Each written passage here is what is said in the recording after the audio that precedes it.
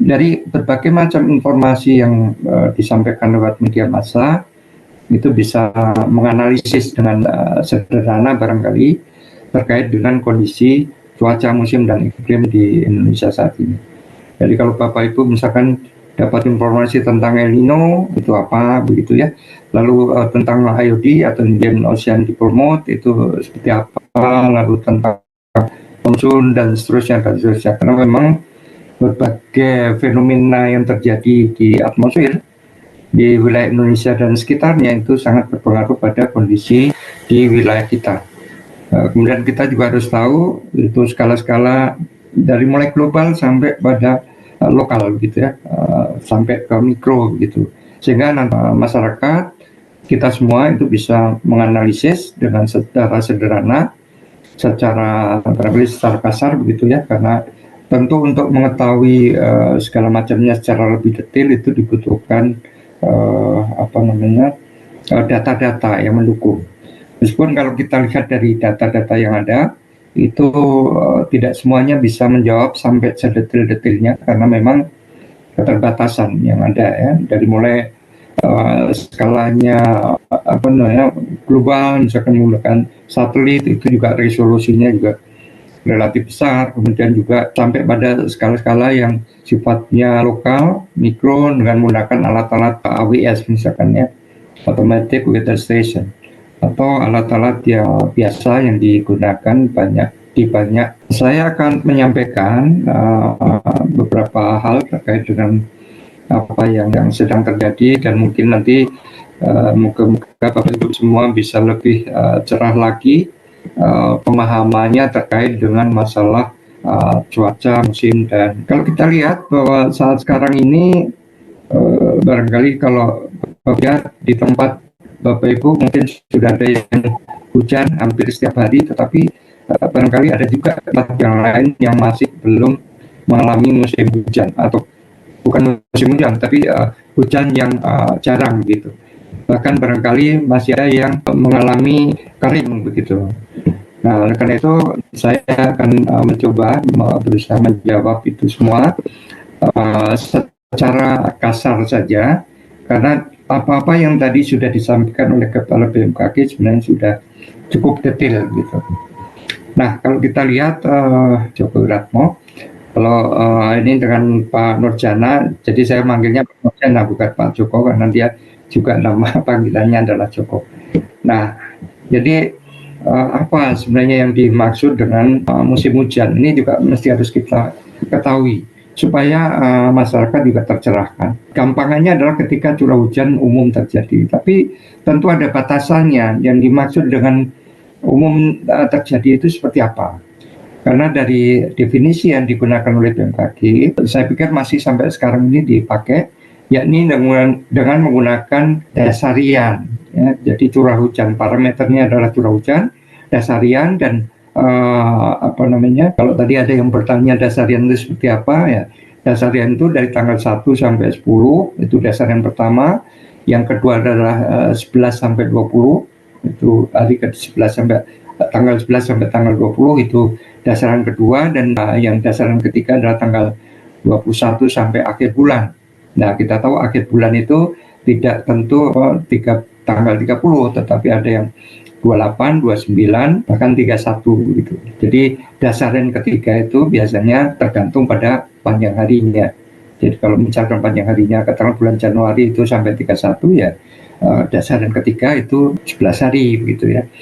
Kalau bulan Februari itu sampai tanggal 28 ya, dasaran ketiga adalah 8 hari dan seterusnya. Jadi pemahaman tentang dasarian ini juga penting. Dan di BMKG sendiri selama ini menganut sistem bahwa kalau dikatakan sebagai awal musim hujan itu kalau di dalam 3 dasarian berturut-turut itu minimal itu 50 mm. Ya, jadi 50 mm minimal 50 mm pada dasaran pertama gitu ya. Keduanya juga lebih dari itu, ketiga juga itu maka dasarian yang pertama tadi adalah awal musim hujan. Nah, nanti itu kita bisa ketahui sampai akhir kapan begitu ya, bulan apa begitu, itu nanti awal musim kemarau kalau sudah kurang dari 50 mm. Dan itu sampai sekarang saya pikir saya rasa masih dipakai begitu. Nah, barangkali dengan metode-metode lain seperti yang dikembangkan di perguruan tinggi, kami juga mencoba melakukannya gitu ya, dengan menentukan apa yang kita maksud sebagai indeks monsun. Karena dari apa yang ada di Indonesia sekarang ini, itu pengaruh monsunal itu yang paling kuat ya, dibanding dengan fenomena-fenomena yang kembali ke yang tadi pertanyaannya, apakah sekarang itu sudah musim hujan? Karena di tempat Bapak Ibu mungkin ada yang sudah hujan, ya, hujannya mungkin sehari 2 hari gitu ya, dianggap bahwa itu sudah hujan. Kemudian ada juga yang sama sekali kering. Nanti kita lihat. Kemudian kalau memang iya sampai kapan? Nah tadi dari Bu Vigorita juga sudah menyatakan itu ya, kapan nanti akan. Tapi mungkin ada pandangan lain seperti yang akan kami sampaikan. Untuk menjawab dari apa yang barangkali Bapak Ibu semua pikirkan begitu ya, terkait dengan cuaca dan musim saat ini adalah kita coba lihat kondisi 3 pemengaruh cuaca, musim, dan iklim di Indonesia. Atau saya biasa singkat menjadi cusiklim, yakni yang pertama monsun, enso, dan dipol mode. Nah ini untuk membantu Bapak Ibu semua memahami apa yang tadi disampaikan dan juga nanti yang akan disampaikan oleh rekan saya, Prof. Edi, dan juga Dr. Sabta Erwin. Jadi ada 3 hal itu yang penting.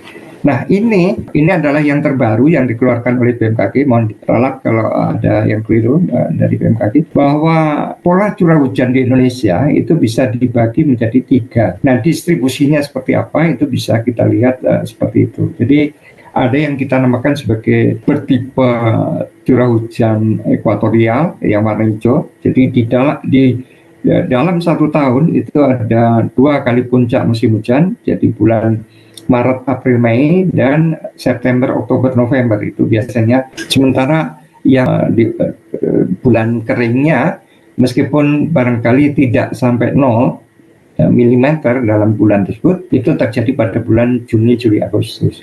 Nah, di dalam gambar ini kita bisa lihat yang warna hijau. Jadi kalau tadi misalkan Bapak Ibu melihat di gambar yang kita sampaikan, itu distribusinya seperti apa awal musimnya. Ini secara klimatologis itu adalah dalam kurun waktu 30 tahun, dan 30 tahun pun juga tidak sembarangan memilih waktunya begitu ya. Jadi kalau untuk yang terakhir seperti yang sekarang ini adalah tahun 91 sampai 2020. Jadi apa yang digambarkan di sini adalah yang memenuhi kriteria itu. Sebelumnya itu BMKG menggunakan yang tahun 81 sampai 2010. Nah itu kemudian koreksinya adalah ini. Ini yang benar.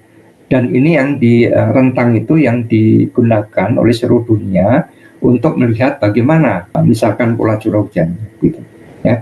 Nah kemudian yang kedua, yang ekuatorial tadi adalah tipe B.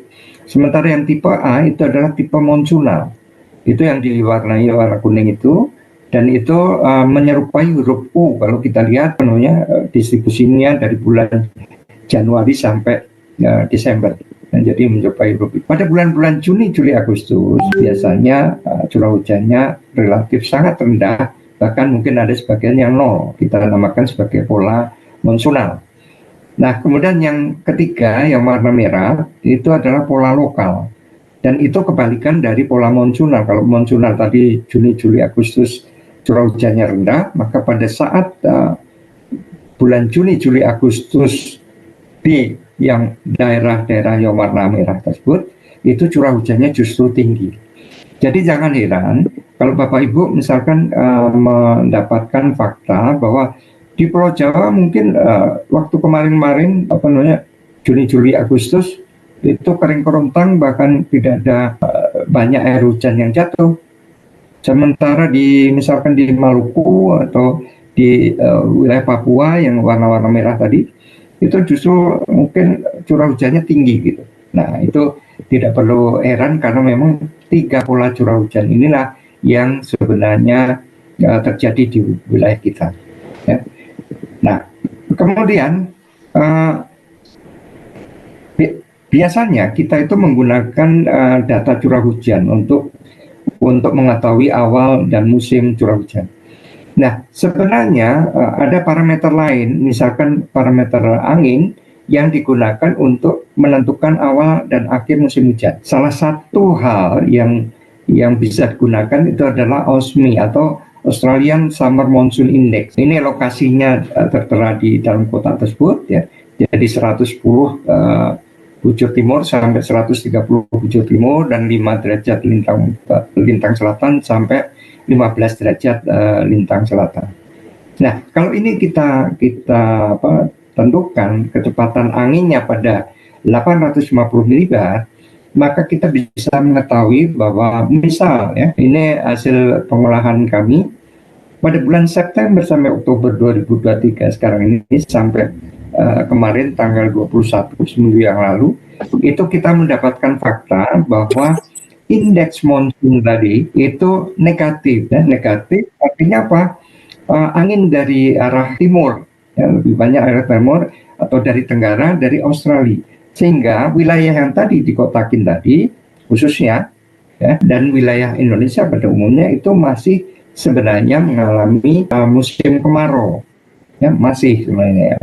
Tetapi nanti kita coba lihat ya bahwa pengaruh angin itu hanya sebagian saja dibanding faktor-faktor yang lain, misalkan yang terjadi di samudra, baik di Samudra Pasifik maupun Samudra India, Samudra Laut Cina Selatan, perairan di wilayah kita dan sebagainya. Itu semuanya saling terkait antara satu dengan yang lain. Jadi membaca dari ini, ya, gambar ini, kita katakan bahwa anginnya masih dari timur dan tenggara gitu, ya, sehingga sebagian wilayah Indonesia sebenarnya masih kemarau gitu, ya, mungkin transisi gitu untuk tapi kalau kita lihat dari Bapak Ibu bisa buka, ya, ada website namanya Windy. Nah, ini kita bisa tahu pergerakan angin dari waktu ke waktu, baik secara fakta pada saat ini maupun ini hasil model, ya, jadi maupun beberapa waktu ke depan gitu. Biasanya ini kalau tidak salah sampai 10 hari ke depan, ya. Itu bisa kita lihat dari pola ini. Jadi ketik aja searching Windy begitu, Bapak Ibu bisa melihat seperti itu. Jadi misal kemarin saya coba buka itu dari tanggal 27, itu prediksinya itu sampai tanggal 5 bulan depan, ya. Jadi itu kita ketahui bahwa memang angin masih berasal dari wilayah Australia, banyakkan dari wilayah Australia, khususnya yang berada di belahan selatan ekuator, ya, belahan selatan. Sementara yang utara sudah mulai ada angin yang dari timur laut yang bergerak mendekati wilayah ekuator, gitu, ya. Ini menandakan sudah mulai akan terjadi perubahan menuju musim hujan. Itu kalau kita melihat dari sisi monsunnya, dan monsun itu sebenarnya nanti lebih dikarenakan karena gerak semu matahari dari utara ke selatan gitu, dan sebaliknya. Jadi setiap tahun itu terjadi dan itulah yang menyebabkan perbedaan pemanasan daratan dan lautan, akhirnya ada monsun gitu, ya. Nah, monsun itu yang berupa angin tadi yang dominan itu terjadi secara musiman. Jadi pada saat monsun tergantung lokasinya juga terkait dengan. Jadi ada monsun tenggara, mungkin di utara Katulistiwa ada monsun timur laut gitu, ya. Atau kemudian mungkin dari arah tenggara tadi ketika berbelok melewati ekuator menjadi monsun barat daya dan sebagainya, itu tergantung wilayahnya. Dan itu semua angin itu akan membawa uap air begitu. Nah, uap air yang dibawa itu apakah dia cukup atau tidak, itu akan berpengaruh juga pada timbulnya perawanan di wilayah kita, ya, contohnya di wilayah kita. Jadi kalau tadi misalkan Bapak Ibu ada yang bertanya terkait dengan masalah hujan buatan. Hujan buatan itu akan berhasil biasanya pada saat musim-musim transisi menjelang musim hujan, ya. Yang musim hujan biasanya kalau di kita kan Oktober gitu, ya, awal Oktober. Nah, itu sekitar September, akhir September itu dilakukan hujan buatan. Nah, itu baru kemungkinan berhasil, karena untuk berhasil jadi hujan buatan itu setidaknya kelembapan relatif udara, jadi jumlah uap air yang ada di udara dalam 1 meter kubik misalkan itu lebih dari 75% gitu ya, untuk supaya bisa berhasil menjadi hujan yang jatuh ke permukaan bumi. Jadi untuk proses hujan buatan, nabur garam, supaya timbul peningkatan ukuran dari aerosol yang ada di atmosfer, itu yang bisa menyebabkan apakah hujan buatan bisa berhasil atau tidak. Nah kemudian yang penting juga, kalau tadi saya bicaranya kalau monsun itu adalah arah utara selatan, kalau yang kedua, yang parameter yang juga cukup berpengaruh kuat pada wilayah kita adalah ENSO atau El Nino and Southern Oscillation. Nah ini macamnya juga ada 4 ya. Jadi ada El Nino konvensional, ada La Nina konvensional, ada El Nino Modoki, dan ada La Nina Modoki. Nah itu juga dampaknya di wilayah kita juga besar ya, cukup besar. Nah khususnya kalau ENSO itu adalah untuk wilayah Indonesia bagian timur. Jadi kalau Bapak Ibu melihat bahwa barangkali di wilayah Sumatera kurang begitu kelihatan dampak dari El Nino-nya, ya itu bisa diketahui karena hubungan telekoneksi. Mungkin yang itu lebih banyak dipengaruhi oleh yang kondisi di Samudra Hindia gitu ya, yang kita sebut sebagai dipole mode. Nanti coba kita lihat. Jadi baik ENSO maupun dipole mode itu dia berpengaruh dalam sirkulasi udara dalam arah barat timur gitu. Nah kalau kita lihat ini ya, kalau kita lihat ini El Nino ya, saat ini terjadi dari mulai bulan Juni kemarin, ya, bulan Juni tahun ini sampai diperkirakan April pun masih berlangsung. Ini salah satu model yang dikembangkan oleh Australia gitu. Nah pada bulan Januari itu mencapai puncak dari El Nino. Nah ini tentu punya dampak yang cukup signifikan pada wilayah kita juga. Kemudian yang ketiga itu tentang IOD atau Indian Ocean Dipole Mode. Nah ini juga perkembangannya dari ramalan yang dilakukan, prediksi yang dilakukan itu dari mulai Oktober gitu ya, prediksi sampai pengamatan bulan September kemarin, itu bulan Oktober sampai nanti pada Februari itu masih mengalami IOD positif. Nah IOD positif itu gampangnya kalau di wilayah kita itu kurangnya curah hujan gitu ya. Tapi kalau IOD negatif itu di wilayah kita, khususnya yang Indonesia bagian barat, itu banyak hujan gitu. Nah gampangnya seperti itu. Nah jadi Bapak Ibu semua, ini kondisi pada bulan November prediksi ya. Jadi forecast dari mulai November sampai Januari tahun 2024 itu kondisi lautnya semacam ini ya. Jadi masih ada peningkatan suhu yang cukup besar ya pada lautan di Samudra Pasifik begitu dibanding rata-ratanya gitu. Jadi anomalinya cukup besar sampai bahkan ada yang 4 gitu ya. Ini sangat kuat gitu anomalinya. Nah tapi di wilayah Indonesia sekitar Pulau Jawa bagian barat maupun juga barat dari Sumatera itu kondisinya suhunya mendingin ya. Nah ini tentu saja ini kelihatannya terkait dengan dipole mode. Nah ini juga akan berpengaruh pada kondisi di dipole mode positif ya, dan itu akan berpengaruh pada curah hujan di wilayah sekitarnya. Jadi Bapak Ibu, sebenarnya kita itu bicaranya ini. Jadi perawanan di dunia ini sebenarnya kalau di sekitar wilayah ekuator itu ada 3 yang besar-besar ya, yang terbesar. Jadi di wilayah Afrika, di wilayah Indonesia, dan di wilayah Amerika Latin. Di antara ketiganya yang paling besar itu adalah yang di wilayah kita gitu. Nah kalau tadi saya katakan yang El Nino ya di Samudra Pasifik, lalu IOD di Samudra Hindia, itu adalah mempengaruhi pergeseran ke barat dan timur dari perawanan ini gitu. Nah sementara yang tadi saya bilang monsun gitu, itu mempengaruhi pada pergeseran ke arah utara selatan gitu. Ya jadi tergantung wilayah ini gitu ya. Perawanan ini apakah bergeser ke wilayah timur ataukah hilang sama sekali gitu ya, ataukah di sini malah tumbuh besar gitu. Nah itu semuanya mempengaruhi pada kondisi cuaca, musim dan iklim di wilayah kita. Nah jadi kemungkinan yang terjadi ada 3. Ini yang pertama, monsun itu matahari, tentu terkait dengan gerak semu matahari tersebut ya. Dan sekarang itu menuju ke belahan bumi selatan gitu ya. Jadi kalau Bapak Ibu lihat ini gambar yang memudahkan untuk memahami.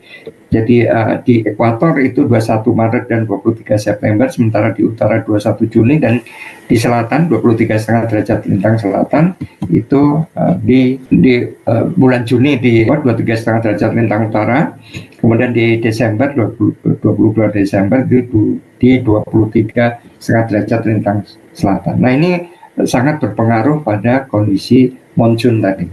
Ya, jadi perawanan kalau kondisi semacam ini menunjukkan kita sudah mulai Oktober akhir. Jadi perawanan banyak bergeser menuju ke arah selatan. Yang tadinya mungkin banyak di utara, ketika matahari berada di utara, ini mulai bergeser ke arah selatan. Ya, sehingga kalau tadi Bapak Ibu mendapati bahwa wilayah Bapak Ibu ada yang masih kering, ada yang masih yang sudah mulai basah gitu, itu tidak lain karena pergerakan dari gerak semu matahari tadi yang berpengaruh pada kondisi pembentukan perawanan dalam arah utara selatan dan sebagainya. Nah, kemudian yang kedua tentang ENSO itu El Nino terjadi sampai bulan Januari, November sampai Januari. Ini membawa pengaruh kering di wilayah Indonesia, khususnya Indonesia bagian timur. Tergantung seberapa kuat penyimpangan suhu permukaan laut di Samudra Pasifik. Sementara di tentang IOD yang tadi di Samudra India itu membawa efek atau dalam hal ini yang sekarang terjadi itu IOD positif, jadi itu mencapai puncaknya November dan Februari. Jadi dari 3 hal ini saja itu kita bisa memperkirakan kira-kira kondisinya perawanannya akan seperti apa dan musim hujannya akan seperti apa. Jadi saya tidak akan menyangkal dari apa yang disampaikan oleh Bu Rita tadi, tapi saya ingin memberikan pencerahan bahwa inilah yang sebenarnya terjadi. Fakta apakah nanti terjadi sesuai yang diprediksikan oleh BMKG atau tidak, itu tergantung nanti kondisi alamnya seperti apa. Karena namanya prediksi itu selalu ada hal-hal yang tidak masuk di dalam persamaan-persamaan yang digunakan. Ya, jadi ada berbagai macam persamaan yang digunakan, dan kalau itu kemudian ada hal-hal yang mungkin tidak masuk di dalam persamaan, itu bisa mengganggu pada ini. Jadi ada ketidakpastian gitu ya. Dan ketidakpastiannya berapa dan sebagainya itu tergantung hasil yang sudah disampaikan oleh BMKG tadi. Nah, kalau apa yang mesti dilakukan selama musim hujan, saya pikir Bapak Ibu sudah tahu ya. Gimana kalau awal musim hujan ini betul-betul sudah masuk begitu, dan kemudian selama musim hujan itu seperti apa ya, kita berkaca pada pengalaman saja. Misalkan kalau pada saat musim hujannya ada anginnya kencang dan sebagainya, baliho mesti harus gimana begitu ya. Kemudian pepohonan yang dekat ranting pohon dan seterusnya, dekat listrik ya, jaringan listrik itu seperti apa. Kemudian nanti petir ya, petir itu biasanya terbentuk pada peralihan, musim peralihan. Jadi kalau Bapak Ibu sekarang kadang-kadang mendengar suara petir ya, itu menunjukkan hal. Jadi ada ketidakstabilan di atmosfer juga. Saluran drainase seperti tadi sudah disampaikan Bu Tita ya, itu semua harus kita lakukan dari mulai skala kecil sampai skala makronya. Nah tentu hal lain yang perlu disampaikan ya, kita melalui kegiatan-kegiatan semacam ini melakukan Dekyanmas begitu ya, peningkatan kualitas SDM dan seterusnya, agar supaya nanti tidak termakan berita-berita hoax gitu ya, terkait dengan masalah cuaca dan musim. Ya, kemudian sosialisasi harus terus-menerus dilakukan. Nah, upaya yang kami lakukan ini adalah dalam rangka meningkatkan kesadaran masyarakat terkait dengan informasi-informasi cuaca, musim dan iklim di wilayah kita khususnya, karena penelitian kami itu tidak hanya wilayah Indonesia saja, tetapi juga wilayah tropis dan dunia gitu ya. Jadi seperti itu.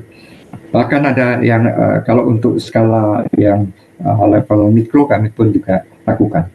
Jadi penelitian dari mulai mikro sampai global gitu. Ini sebenarnya ada penelitian yang perlu kami sampaikan, tetapi barangkali saya singgung sebentar saja. Kami mencoba untuk menentukan yang tadi, kalau tiga wilayah tadi, tiga hal tadi, ada monsoon, ada ENSO, ada IOD, maka kami coba meneliti untuk yang monsoon ini dan mencoba menemukan wilayah yang paling cocok untuk bisa menentukan awal musim di Indonesia itu di mana gitu ya, dan kemudian nanti perhitungannya gimana dan seterusnya. Jadi kami mencoba untuk menemukan salah satu metode menentukan monsoon. Jadi ini yang kami lakukan. Kemudian dan hasilnya saya sampaikan sekilas bahwa model yang kami gunakan untuk prediksi itu cukup bagus ya. Jadi tingkat keakurasiannya sampai 90%. Bahkan dengan model yang kami tambahkan, yakni ANN dan Sarima, itu meningkatkan sampai 8 bulan ke depan untuk 91% akurasinya. Tapi memang kami belum extended, memperpanjang sampai pada tahun depan seperti apa. Ini karena datanya juga masih sampai pada bulan Februari kemarin gitu ya. Jadi kami belum ini dalam proses di jurnal internasional dan moga-moga saja bisa terpublish dengan baik sehingga menjadi perhatian kita bersama. Ini kami uji coba untuk wilayah Kalimantan Timur dan juga di Pantura Jawa gitu ya. Barangkali itu saja yang perlu saya sampaikan.